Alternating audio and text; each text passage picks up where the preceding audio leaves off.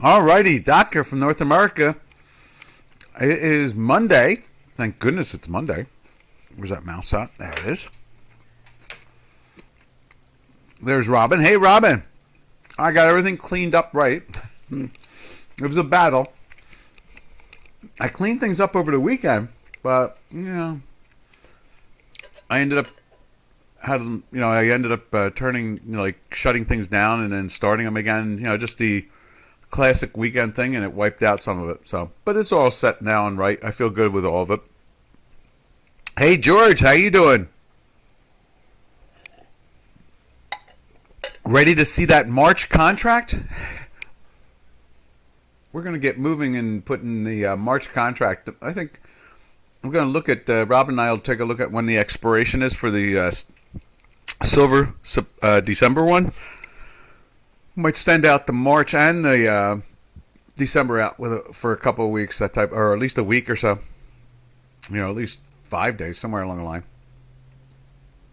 Let's get to, and there it is. There's the dollar index. But let me just show you. We've give you a flavor of that March contract right there. Doing the same thing as the deck contract. And still in a weekly buy now on a fifth week. Just thought I'd show you that. No problem. We'll get back to it. We'll analyze it when we get to the metals. Unless you want to see it now. With me. If someone asks, I'm always there. That type of thing. And I'm going to run over and play with the dollar index until you say yes or no. And you can see there's a dollar index. Dollar is kind of moving down. It's overvalued. There's no doubt about that. You see it on the same thing right here on J4X. Same thing. Moving down. It's still at incredibly high numbers. It was up to like a 113 at one point. I think it was 113. Was it? Yeah, it was up to the 113 area. Just outrageous. It should be in the 90s or the 80s or something like that. It's way too high. Just way too high. And so, okay, good. Good. Well, we'll wait. When we get into the metals complex, we will definitely make sure we'll get to the metals complex no matter what by the end. It's been, it's the holidays here for, like basically 3 trading days. Wednesday becomes sloppy. Thursday, we're closed. Friday, we close. We're open for 3 hours or 3.5 hours, and we close. So, the charts are usually not so accurate. I am kind of impressed how more accurate they are. I think what it comes down to is that the traders are basically, become aware. Don't play in this market here in the States. And so I was kind of happy to see that I didn't see too much sloppiness. I had to fix a couple things, but I was impressed. It was a good year for the accuracy of the charts going into that crazy 3-day. There was a time where none of it made any sense. I remember one year, everything that went into a weekly buy or sell had to be flipped again on the following week. It was like, you got to be kidding me, and that type of thing. And that might have been like 5, 6, 7, 8, like 7, 8 years ago. So we got used to the idea of steering clear of trying to send charts out after Wednesday evening. And then it made more sense the rest of the time there. Now, no doubt currencies have had no real problem. I've been really happy with that. Currencies, but we don't have many people following currencies right now, so it didn't really matter. All right, there it is. That's the dollar. The dollar is moving down against the pairs, so let's check out the pairs. And we zip over to here. There it is. And there's the euro, and you can see euro's at a, I don't know, was that 6-month high, something like that? Let's see, when's the last time we were in that neighborhood?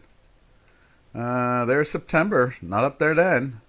Not up, okay, there it is. July. Yeah, so it's almost 6 months. We're playing with the 6-month highs now, which is nice, Let's put it up over on J4X. And there is the euro.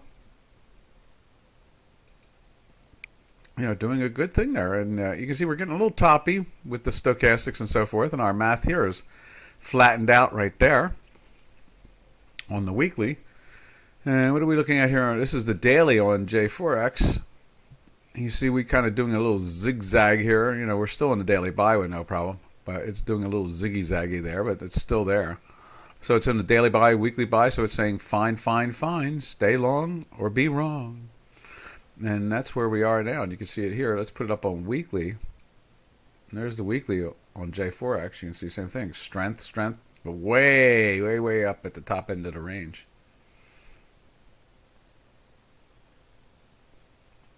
All right. Now let's see what we can come up with when it comes to the British pound. See what cable's doing. I'm sure it's doing the same thing, marching along. They're basically looking pretty strong here. And how about that? Right there. There we go.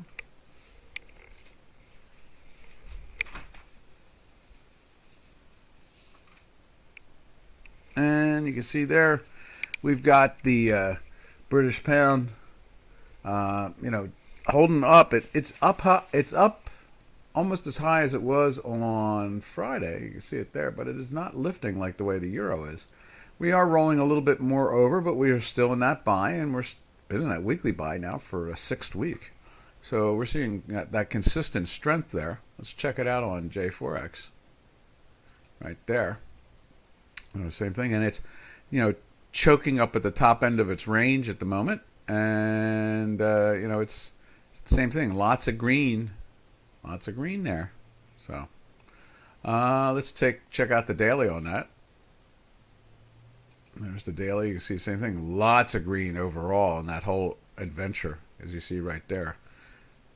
It got into the buy, daily, sell for 1 day, back into the buy again. So, I mean, it was literally, 2, 3, 4, 5, 6, 7, 8, 9, 10. 10 days, then went into a sell, and now we're on, 3, 4, 5 days back in the buy again. So 15 out of the last 16 days it's been in a daily buy with that weekly buy. Talk about winner, winner, chicken dinner. And you see that same thing going on here. It threw itself into tried to get into the sell there, but we had the minus action there going on.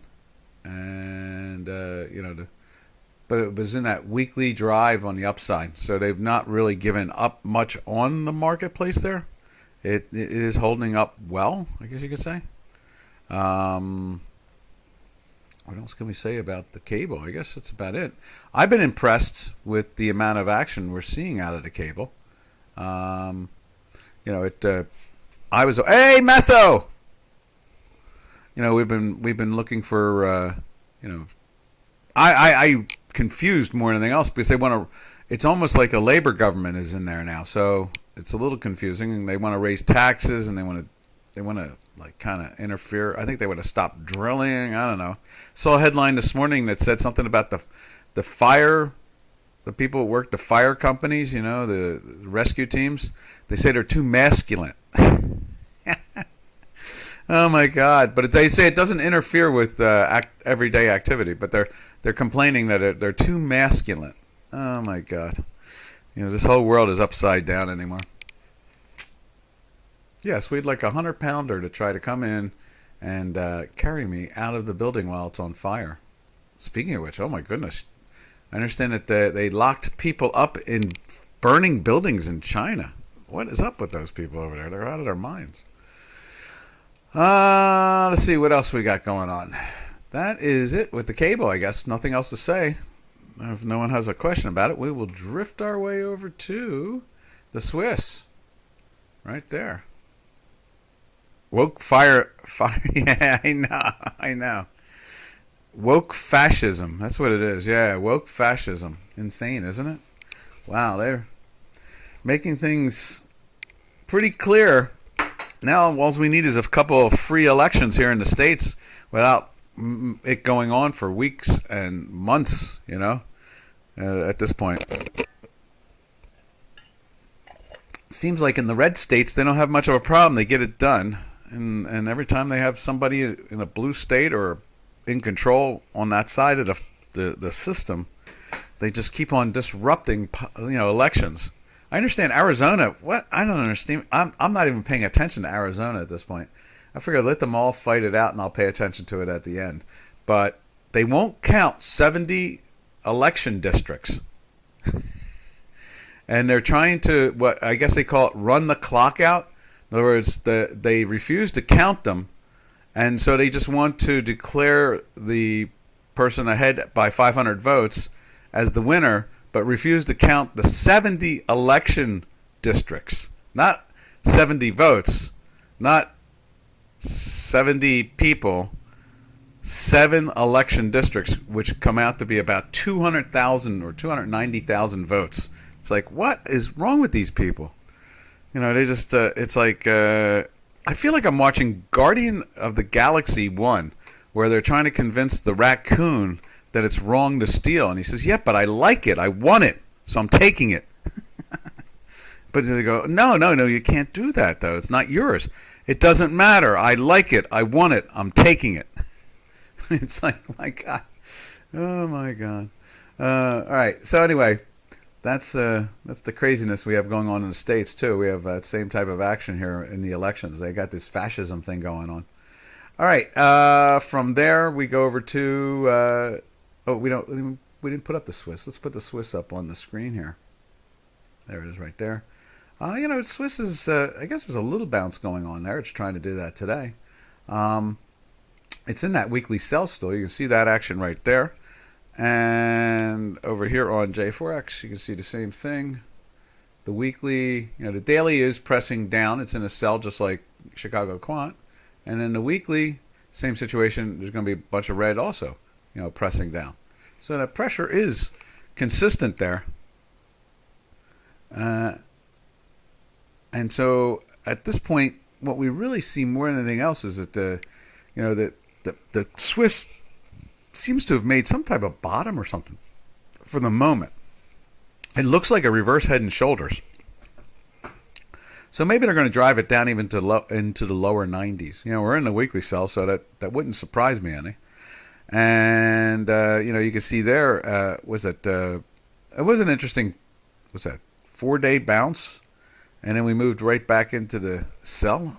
Was it the sell back a day more? Was it here?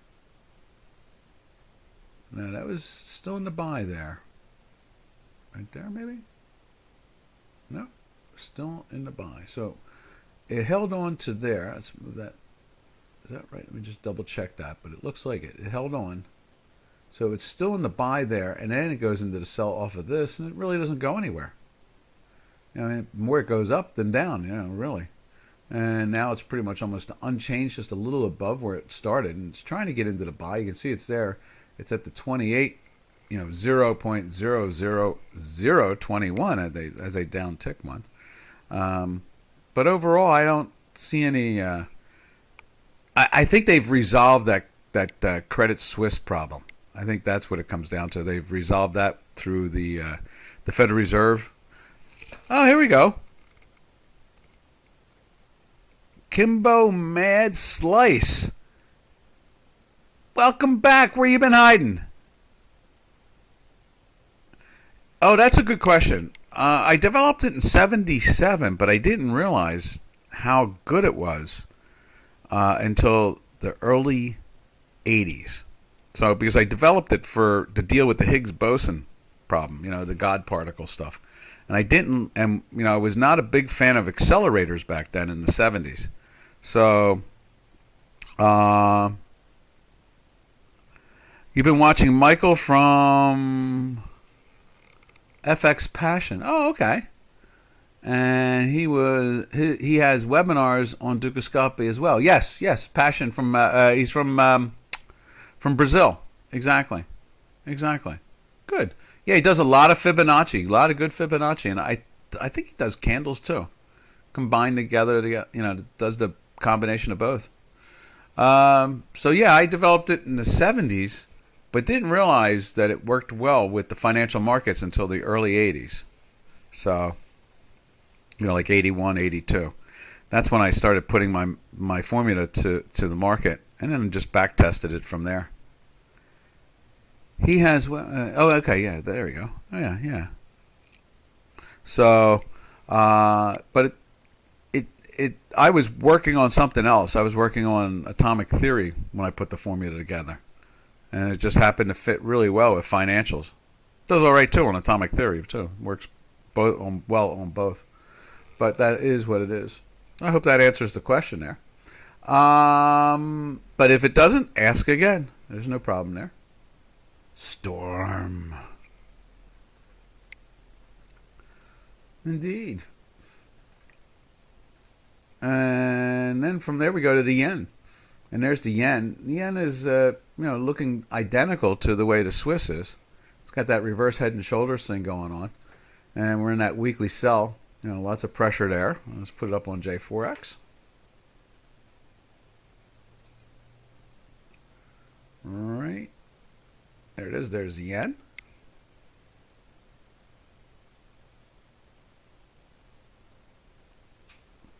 And you can see that pressure there. Just, there's the weekly thing doing the same thing as the Chicago Quant one.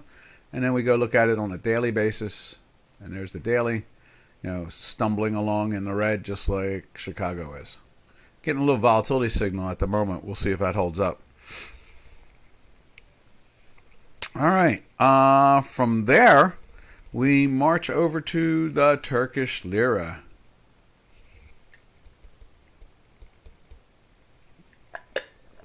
Taking a sip of the old tea there. Let's see. Right there. We'll put in dollar Turkish lira. Dollar Turkish lira. Right there. There it is. Wow, that's a wild one. So another illiquidity moment, I guess it is. Is that what that is? Let's go see what it looks like on Chicago Quant. But it looks like another moment of illiquidity. It's just the nature of that currency now. No, they're not even reflecting that in there. That's interesting. Is that the weekly? That's the daily. It's one big move there, but it's not reflected in Chicago Quant. Interesting. Still in that daily sell since that illiquidity moment. We have all these little pockets of illiquid activity when it comes to the dollar Turkish lira there. Let's see what it looks like with the euro Turkish lira right there. And they're still lifting that up. That's in a buy, which is interesting, whereas the other one's in a sell.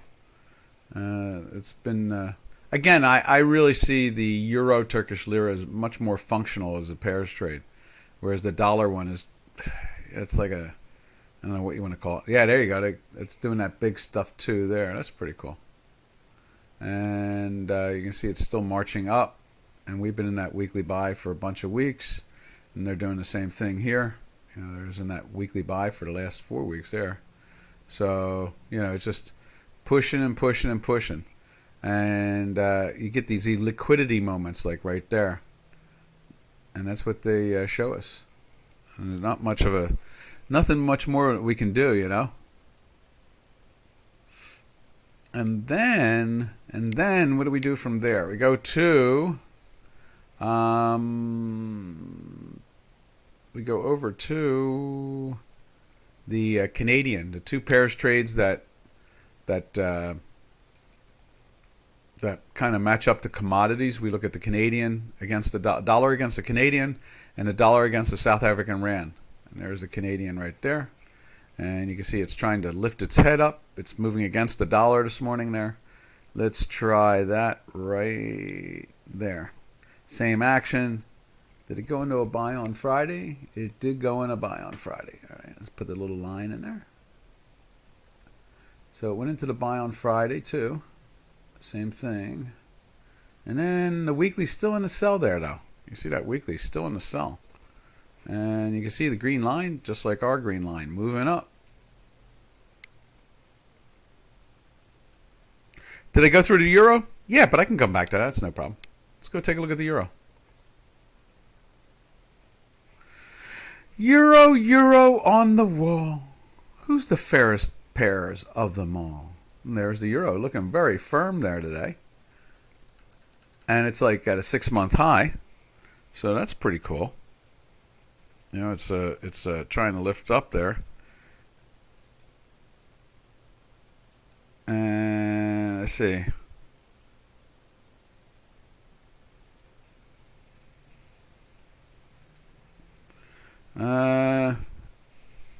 when basically what it comes down to is you can see it there. You can see the strength there in the euro looking very firm. And then over in J4X, we showed you the, here. We didn't show you. You weren't here. You can see the same situation is trying to be in that daily buy and the weekly buy right there. We usually like to show both, just to show the comparison so you can, use the tool. So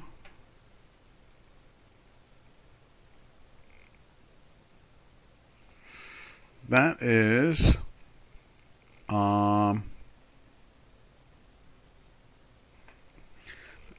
pretty much what it comes down to. Did that help out?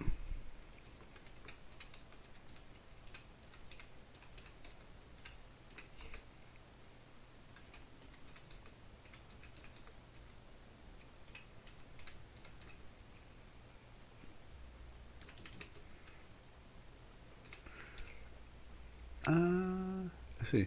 Do you still do some maths and physics in your free time or just trading? No, I do both. Do it all. Matter of fact, I'm answering a physicist down in South Africa as I'm doing the webinar right now. He's asking me to clarify something. We were talking about, what was it? The 107 years on, 107 years on, we are still testing Einstein theory of gravity. The results are getting weirder. In other words, they're seeing. So my response to that was plasma, the electric, basic electrical plasma in space is 10 to the 38th more plasma in the universe than gravity. And then he's a weird theory will, and then he responds about something. He's a former professor at Virginia Tech, but he lives in, actually, it's kind of funny, he lives in South Africa. He was born and raised in South Africa, and then he taught here in the States, and then went home in the summer times, I guess, so he's retired now. But I'm answering a physics question too at the same time. As I'm answering your question, I'm answering his question. So that's a good question. You're right on target. Let's see.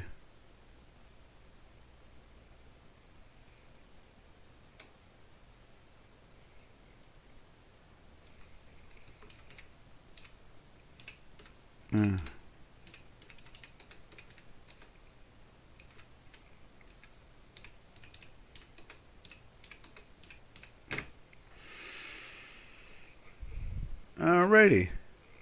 I have to fix that because I just spelled Einstein wrong. Let's see. Cut. That's edit. Let's fix that. There we go. Now you got me answered.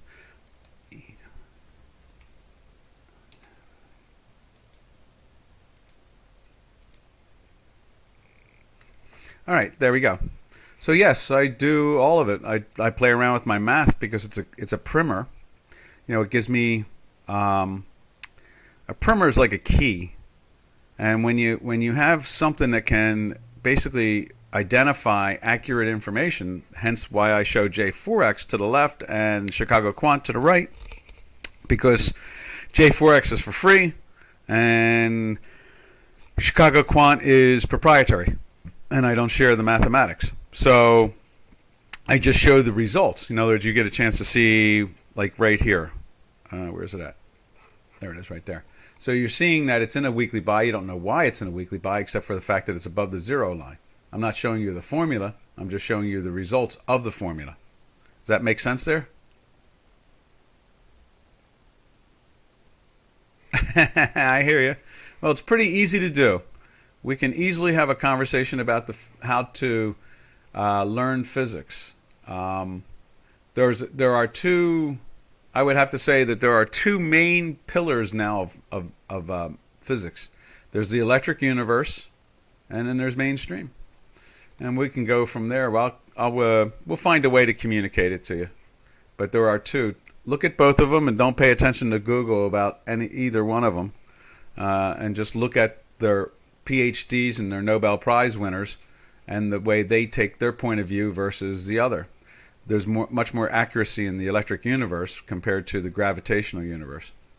So All right, and that's the first part of teaching you something about physics today. How's that? All right, now from there we go over to where did we leave off? We're heading for Canadian, right? So let's just see where oil is. Let's go and see oil. Right. Is that in the right spot? There it is. There it is. Oil. And there is crude oil. Well, no, it'll be there in a second if I can find it. There it is. Why is it not letting me get on there? Am I using the wrong mouse? There we go. It's not. That's odd. So I'm getting. I can do that. No, I can't do either of them. So it's not letting me.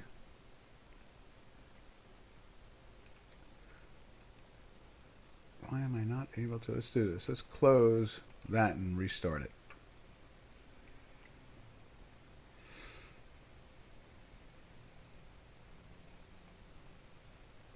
It's not letting me reclose either. Let's see if I can minimize it. Minimize it. See if we can get it back up. All right. There we go. Now that's better. There we go.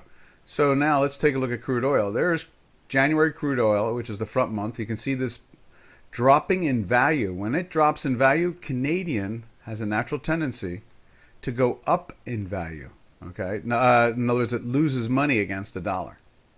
And you can see it there. The last 2 days trying to push up. I'm surprised it even did this much. Maybe the holidays did it. I'm not sure. But in the end result is it is higher than it has been. So, for, I don't know. Well, it's challenging the, what was that? Was that Thanksgiving? No, that was the Monday. That was the Monday of the week of last week. So it's coming back up and challenging that. Whereas when we go back to crude oil, you see that there is Monday of last week, and it's way lower. Okay, so we have the Canadian just barely making the move. It might be a big move by the end of the day out of this with the way oil is moving down. Quant and classical. Yeah. Classical and the other.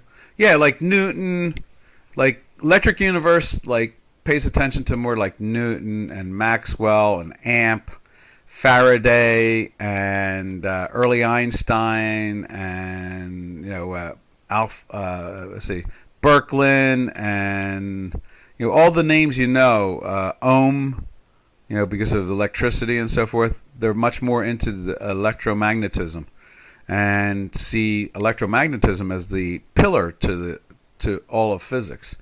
And mainstream university physics is basically leaning towards a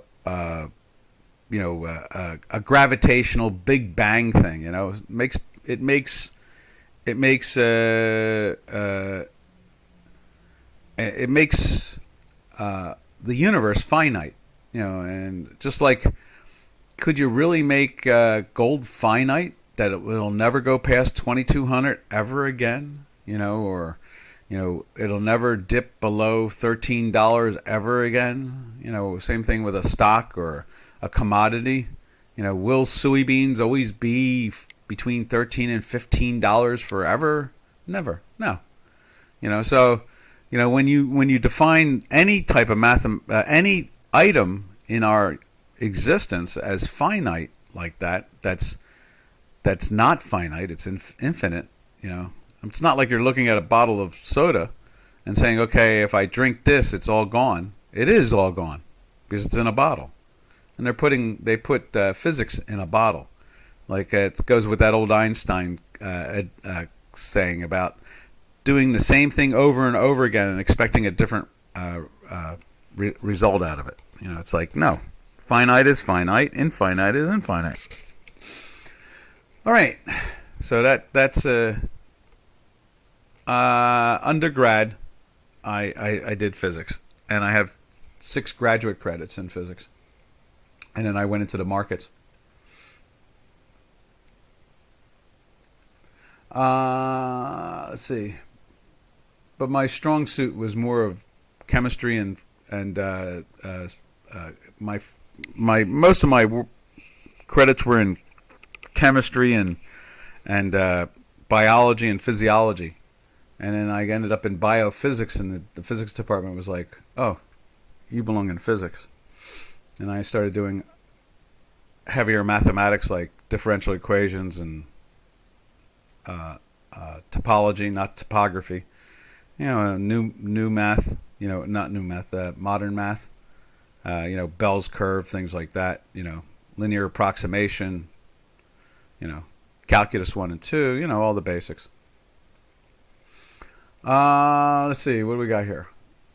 So there is the CAD. So let's take a look at South African Rand. There's the Rand.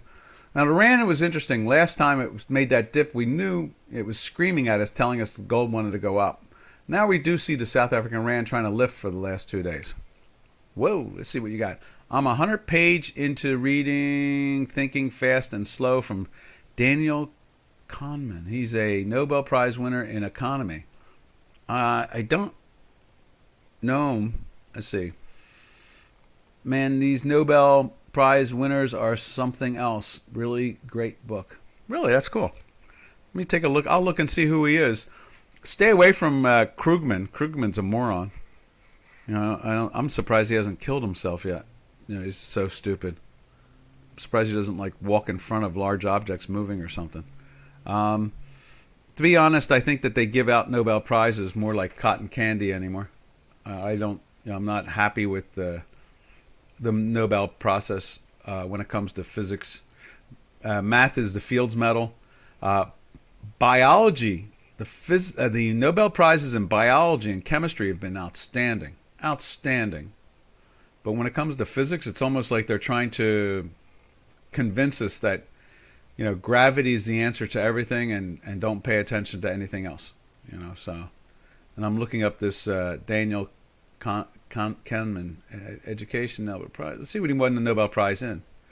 He won in 2002 in integrating psychological insights into economics. He is primarily known for demonstrating how humans make decisions, particularly in situations of uncertainty, which can be seen in phenomena of loss aversions. That's interesting. Now, he's out of Princeton, and pretty much Blinder is like the controls Princeton.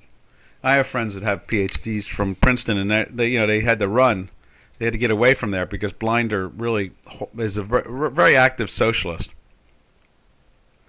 Let's see, got an APA. Okay, I belong to the APA. Now I'd imagine. Wait a minute. Okay, I'd imagine. I guess was it A Beautiful Mind by what's his name? Just died about 5-6 years ago in a car accident with his wife. He wasn't driving. God, what is his name? There's a physicist that got a Nobel Prize in economics because it's something like that about markets. It'll come to me. But they made a movie about him called A Beautiful Mind. Who doesn't like gravity?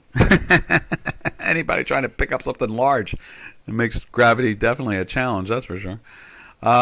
Gravity is just a manifestation of mass, and but it's not the way the universe is functioning.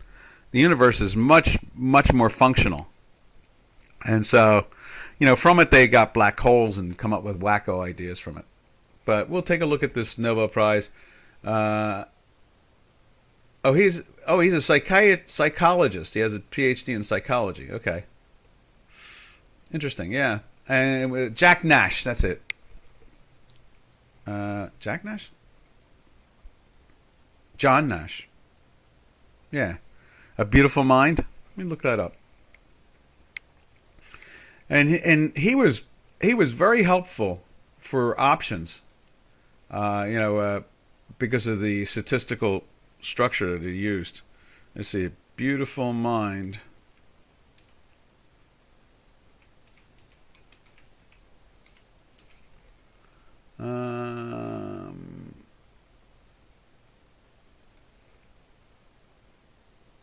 Yeah, and it was about I think it was about John Nash, right? I think it was Nash. He was at the Institute. He roamed around in there. Yeah, John Nash. That's what it was. Jack Nash is from. I used to work with Jack Nash. Jack Nash was Oppenheimer funds, and he won his Nobel. Let's see, what did he win his Nobel? His Nobel's in how markets act, and he basically put together a mathematical. He helped to develop like volatility, understanding volatility in marketplace, basically. Let's see. Let me see what his Nobel looks like, because it sounds a lot like Daniel Kahneman. Kahneman. Let's see. No, Nobel economic science officially. Let's see.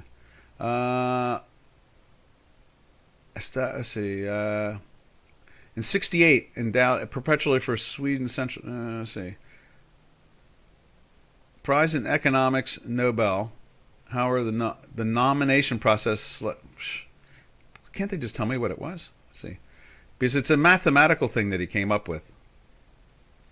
Like the Nobel laureates in physics and we'll find it.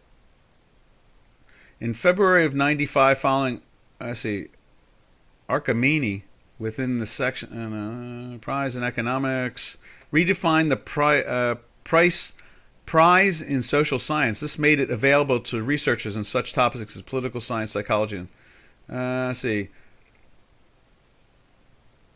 part of the association with the Nobel Prize. I'm trying to find what he. I remember the math. I've seen the math of it. It made sense. Let's see. They're not going to give us the answer to that, but we'll go back to it. Yeah, it was. It helped his math set up. I'm trying to get what the Nobel Prize was with his, and it'll make sense because it sounds like what you're reading. Let's see if we can find it. Am I burning up too much time? If anybody thinks I'm burning up too much time, I will stop. But let's see. Jack Nash Nobel Prize. Let's try that. I mean, they really do their best to hide everything. Sometimes, if people, especially with Wiki, if they don't like you, then they really, really, really hide things. See, Nobel, Jack Nash. Okay.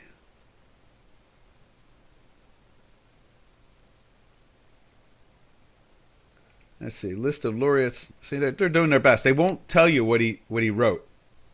All they want to do is tell us about everything else but that. Let me try it one more time.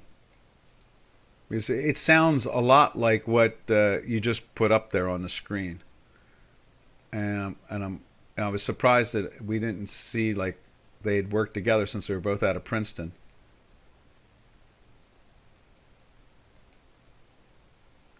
Let's see, John Forbes Nash Jr. Nobel Prize in '78, right? He got the von Neumann theory in award. Okay. And it was a German-born. What was his Nobel Prize? Because it really does sound a lot alike, except for his was much more mathematically orientated. Economic Science Prize for game theory. That's it. Exactly. That's it. More specifically, Nash equilibrium theory. He introduced the distinction between non-cooperative games and non-cooperative games, yeah, the same thing. It was the game theory, and his formula was the foundation to measure volatility. And that's what he got. Basically, got the Nobel Prize on that. And he was a mathematician.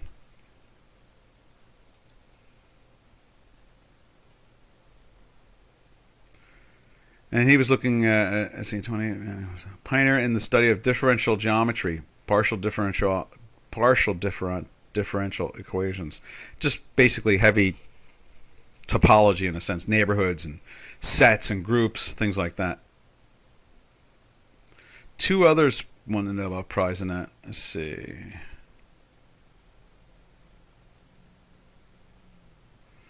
Yeah, so that was it was the game theory, and so it's kind of like what yours said. Let me see if I can find. I didn't erase it, and so Daniel Kahneman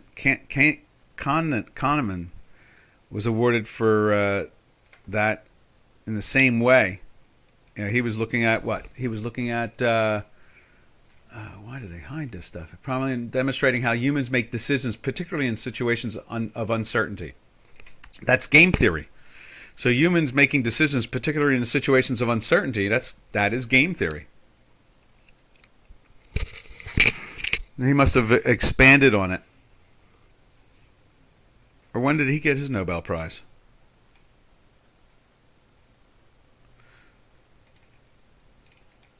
Let's see. So I hope I answered some of those questions there. All right, now where did we leave? Oh, South African Rand. Let's look at gold and South African Rand, and then we'll go over into the silver. We'll jump over to there since we've wasted so much. Not wasted. We did not waste, but we put a lot of time into that one area. And that's no problem. I have no problem doing that at all. No, don't close. Reconnect. Reconnect. There it is. Reconnecting. There we go. And now let's take a look at, there's the metals complex itself. There we go. And there it is right there. There's gold. You see gold is still lifting up and showing strength. And I'm a little surprised that the South African Rand, let's put it up on J4X, the South African Rand is trying to move in the opposite direction. Let's put it as a daily in there. We'll take a quick peek in the other, but South African Rand right there. It should be still climbing. Let's see, there's gold. Gold is lifting up, and South African Rand should be moving down. In other words, it's gaining against the dollar when it goes down like that. And so let's put the daily up there. And you can see here it's trying to pop just like we're popping here on the upside. Now that's the gold. Let's put the Rand back up there again.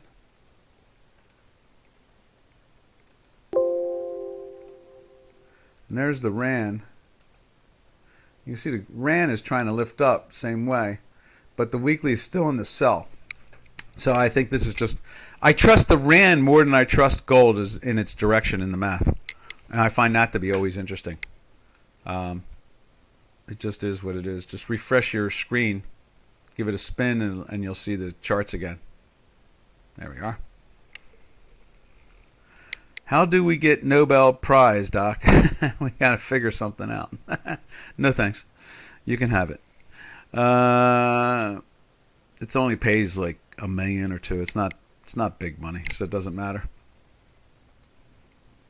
I mean, you get the posterity thing, I guess. You know, people know you for the rest of your life as a Nobel Prize winner, but it's okay. I'm happy just the way I am. Now you can see there, it is a little surprised that we're seeing that strength. In other words, the South African Rand for the last 2 days is trying to pop up, which means it's losing in value, and you would assume gold. Let me just put the gold up here again.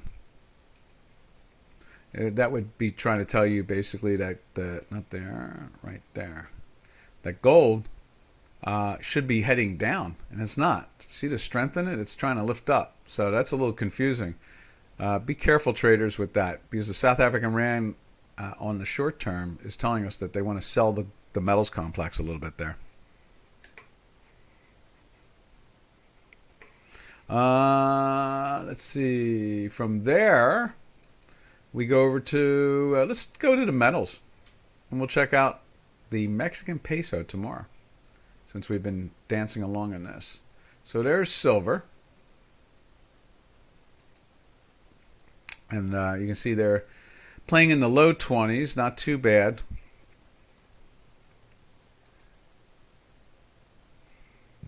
And there it is right there. You know, doing, it looks almost the same in some characteristics of what they're doing to gold. And then You can see it's in the weekly buy, and it's got the daily buy going on. And I'm concerned with the South African rand trying to lift up that they may just push this stuff down later in the afternoon. And then in U.S. time, that is.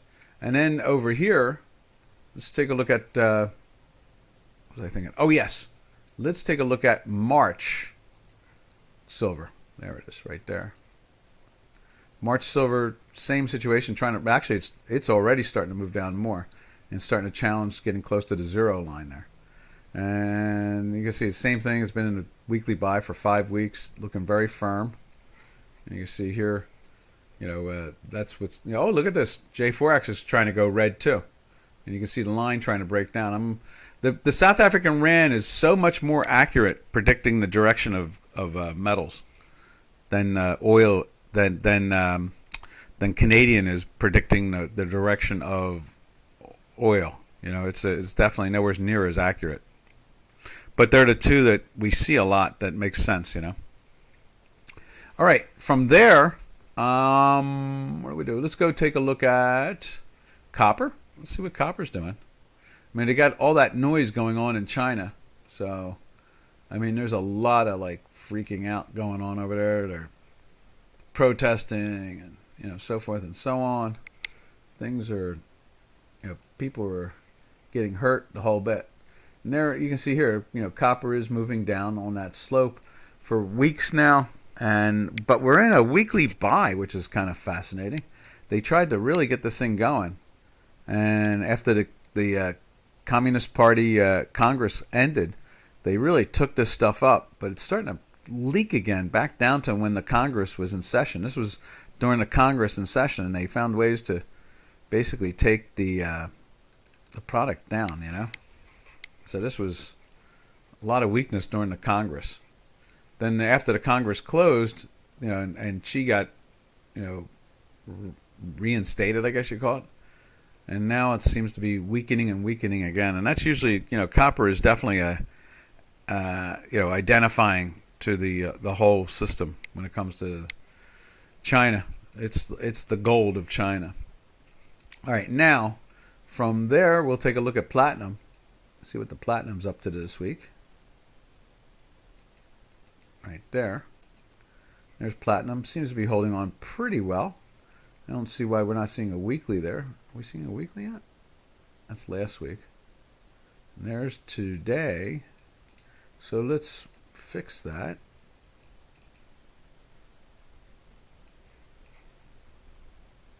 All right. Where's that mouse at? Just had that. There we are. There we go. And there's the weekly. It's seeing 6 weeks in a buy also. Almost 7. It was really trying to get there. And it has had a nice little pop. And this kind of does usually lead the trend very well. The platinum does. It's a good trend, indicator there. And then from there, we'll jump over to... let's see, where we're going to jump over to. We'll jump over to the energy sector. See what's going on with energy. And there's crude oil, as we said. They're knocking it down. Over on J4X, we're going to put up the Brent. There's Brent. It's getting knocked down. So they're seeing these prices drop, which is a good thing. I wish natural gas would drop for the Europeans. And then you can see our back month, same thing, March contract down below, making new lows since, what's that, the September area? Late September, making the new lows to there.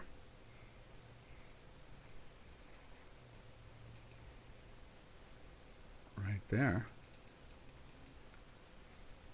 So challenging the double low, I guess you would call it. And then from there, we jump over to nat gas.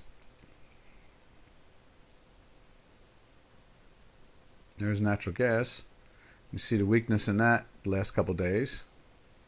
That's today. You see it closed on Friday in a sell. You see it's went into a weekly buy last week, and we're now playing with a weekly sell.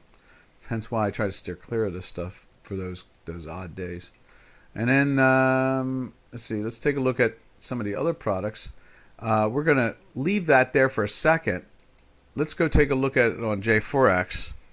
And let's take a look at the natural gas company in Spain. That's one of the only ways. Yano says they're going to try to get a contract. They're putting something together for a European contract. But right now, the only way we can really see how Europe is feeling is this. Now, it was as high as 27 a couple days ago. And you can see it's backing off a little bit, so that's good. We've seen it as low as 22 and change over the summer. And, we've seen the highs of 31. And it pretty much matches the cubic foot of what Europe pays for natural gas. So would be nice to see that come down with the winter coming on. In other words, they find more inventory. It's here somewhere. They just have to reach and grab it because the inventory is here. It's not like a bottle where it's finite. It's infinite. It's under the ground. It's in space. It's everywhere. We can basically almost create it with manure even. We can decay things and it generates gas. So I'm a little confused why there's such a governmental thing to block it. Because that's who's making it expensive and confusing. It's the government itself with their policies. All right, from there we go over to, we're going to look at the fuel that they use to power automobiles and so forth here in the States and probably around the world, called gasoline or gas oil. And let's find that. Right there, that's Robo. And you can see it there, moving down too and trying to challenge the September lows. And you can see it's a daily sell for a second day and flirting with the weekly sell as we speak. And then what heats the houses here in the States is this one, HO, heating oil, which is basically like diesel. And that's been in the daily sell for 3 days. And it's been in the sell for going on a fourth week now. So the pressure on... Basically, I know that prices have exploded here in the States. They've doubled under Mr. Biden. But they are starting to move down a little bit just because the economy is kind of weakening and so forth. People are saying food or fuel. That's what they're saying. It's expensive for both, but one must be had. They both need to be had. And so that's where we are at this point in time. And that's the energy sector, basically. Anybody want to see anything before we cut out of here? I'm trying to think what we should use as a title today. We started off talking about how markets, get kind of choppy this time of the year. And I guess, gold is looking firm. Interest rates are still moving up. Let me show you that. Here's the 10-year bond. There's a strong feel. Well, there's the 30-year bond. Let's go to that too. We can do that real quick. There's the 30-year. You can see when this rises, that means interest rates are going down. Okay, so there's a real strong feeling out there that the Fed has basically defined the whole range for everybody, and so they're looking at that and they're saying, don't worry. Markets are trying to, and you can see here, there's the 10-year bond. They're playing with the highs of, what's that? That could be 4 or 5 months of highs also. October. No, it's only a few months. So it's October.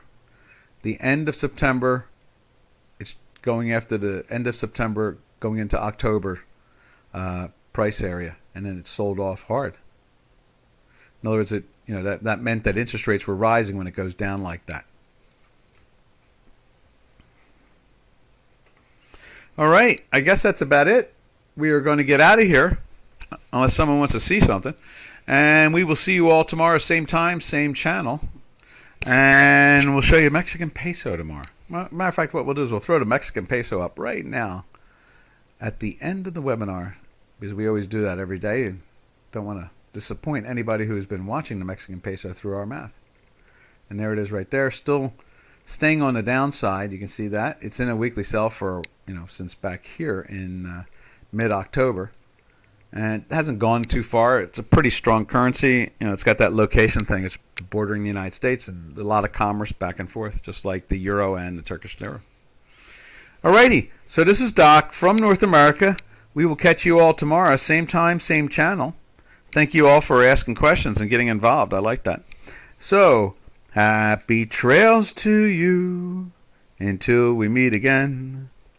Happy trails to you, to all our trading friends. Later, traders. Have a good day.